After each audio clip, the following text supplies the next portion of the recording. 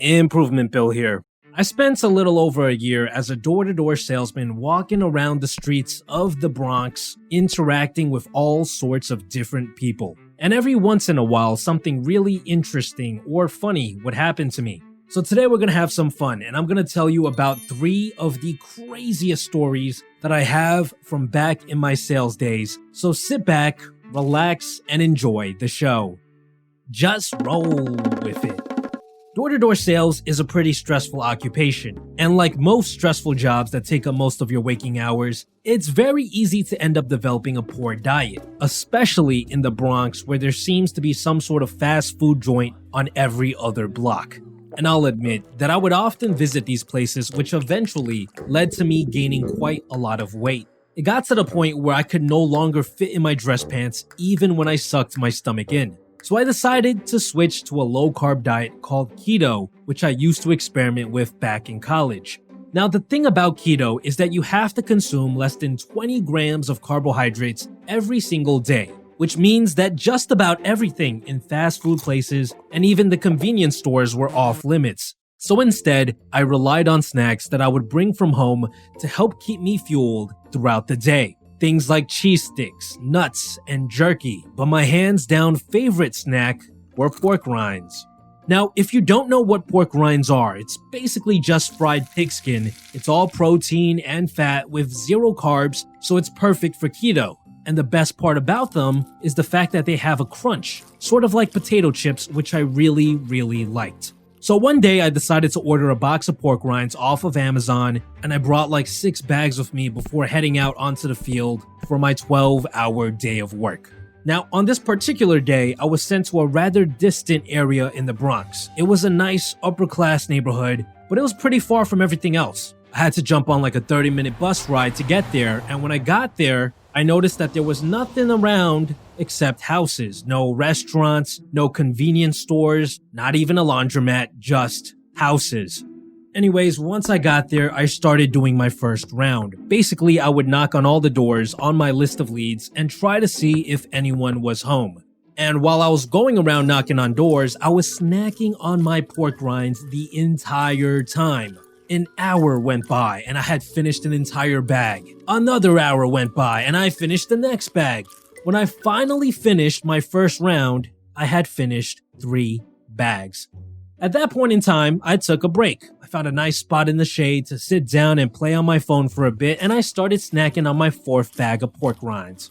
Now, what I didn't know at the time was that if you eat too many pork rinds at once, it will mess up your stomach real bad. I'm not sure exactly why this happens. All I know is that it does. So after taking a 45-minute break, I started doing my second round. Basically going back to all the houses that were empty in the morning and checking to see if anyone had come home. And about an hour into this, I started feeling a bit weird. Something was going on in my stomach, and at first I didn't think too much about it. Maybe it was just some indigestion. Alright, I'll cool off on the pork rinds. But the pressure kept building up and building up and building up as I walked around, and that's when I realized, holy shit, this is not just indigestion. This is not something that I can just hold in. There's a countdown going on and I need to find my way to a toilet before this clock hits 0. I looked around me and I realized that there was nothing in sight, no public toilet of any kind. And that's when I knew that my only option was to use a toilet in someone's house. So I started knocking on doors like crazy, but no one was home. It was still too early in the day.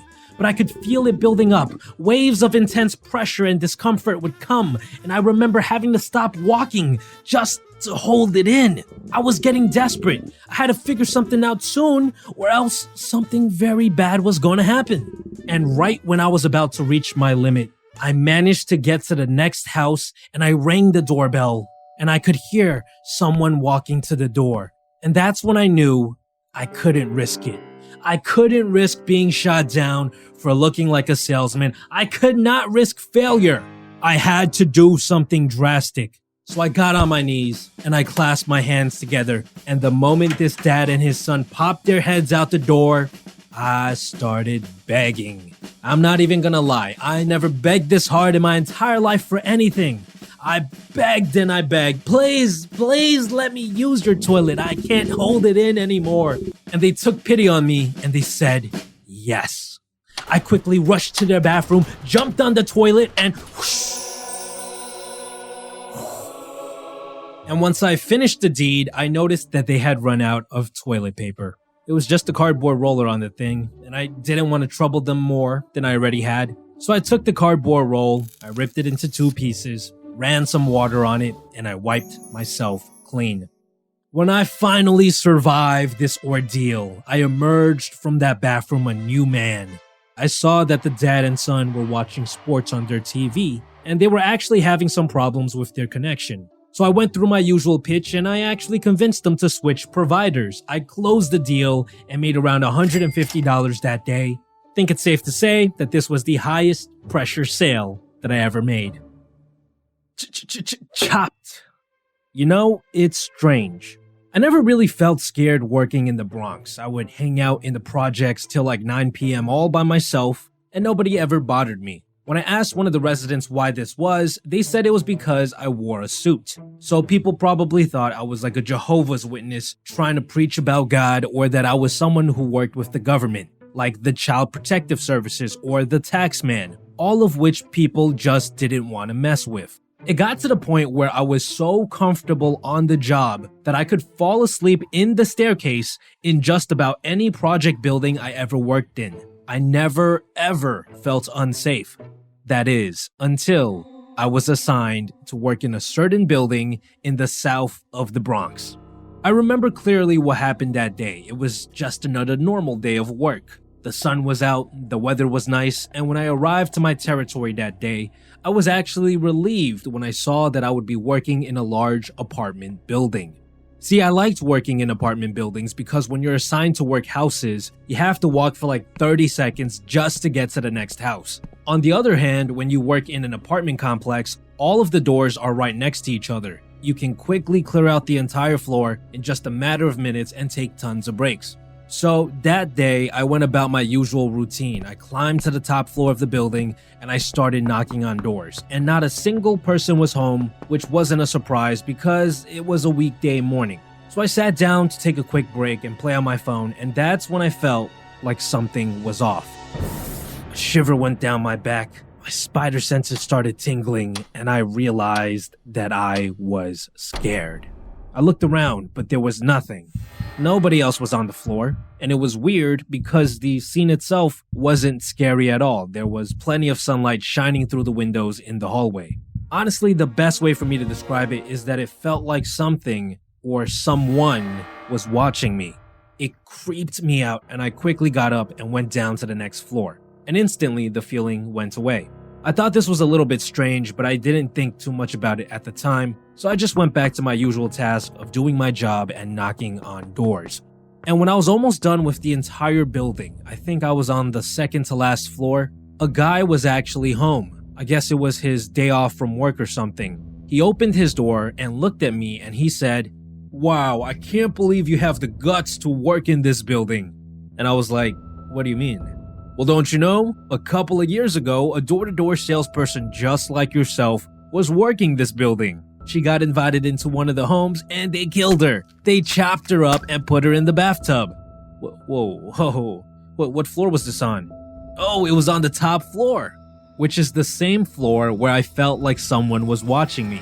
The moment I realized this, another shiver went down my spine and I immediately left the building. I don't know about you, but I don't mess around with the supernatural. My rule of thumb in life is that if something seems like it's the beginning of a horror movie, then it's time for me to leave. Now, when you're a door-to-door salesman, you have the freedom to do whatever you want on the job. You don't have a boss looking over your shoulder, making sure that you're acting picture perfect every second, because for the most part, as long as you make sales, your boss doesn't bother you at all. Which means that what you do on the job and how you get it done is totally up to you. So one morning while working at another apartment building, I got to the very last door in the building, the door right next to the entrance of the building, and I knocked on it, not really expecting much. And to my surprise, a tall young man in a tank top opened the door. I gave him my usual pitch. I started talking about the internet and the TV packages that I was offering, and he promptly said that he wasn't interested, which was no surprise. The majority of people turned me down, so I'm used to the rejection. But I noticed in the background that he had a giant projector turned on and running. It was projecting what seemed like a movie onto the wall, and I said, "Wow, that's a really cool movie setup that you got going on." And to my surprise, he invited me in. "You want to check it out?" Sure. I agreed, and in I went. And that's when I realized that what he was about to watch was the latest episode of Game of Thrones. Now, back then, I was a huge fan of Game of Thrones. Now, this is, of course, before they butchered the last season.